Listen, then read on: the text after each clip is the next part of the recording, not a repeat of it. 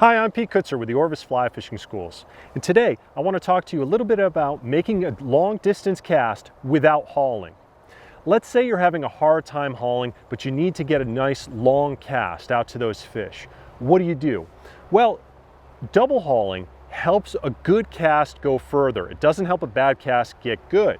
So here's a couple things, that's probably poor English, but here's a couple tricks that are going to help you make that longer distance cast without hauling.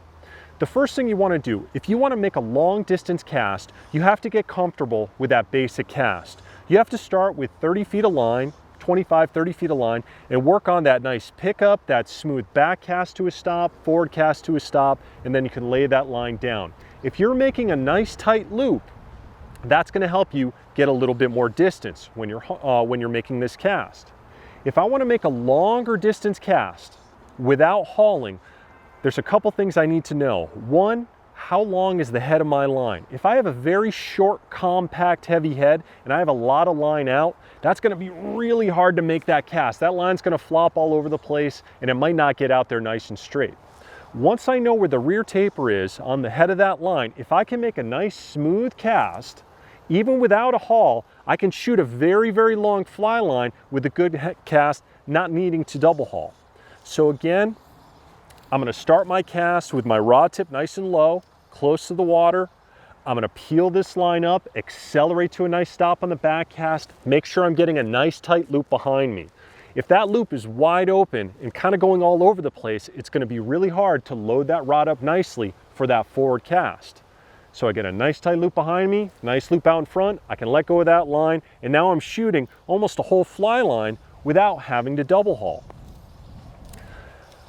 With this line, I kind of know where the head section is. Notice I got this little color change right here. Some of you may be able to see it, some of you might not. It goes from orange to kind of a yellow color right here. With this line, I have a good sense that if I have about 10 feet of that yellow section and I make a nice cast, even without a haul, I can shoot a very, very long line. So I kind of know my fly line. I get out and I practice. If you practice this, you're going to find that your casting is going to get a lot better, and then if you do get that double haul, you'll be able to shoot that line out with a lot less effort. Notice when I'm making this long cast, I got to make a really long casting stroke. I'm coming way back here and then way out here. With a double haul, I can make a nice easy cast and get that same distance, without having to work that hard. I'm making that nice haul right as I'm coming to that stop on the back cast, nice reposition, nice haul in that forward cast, and I can shoot that line pretty easily. Practice that longer cast without the double haul. I know you're not going to hear a lot of people say that, but a good cast is going to get even better with a double haul. A bad cast isn't going to get good with a double haul. Remember that and give this a shot.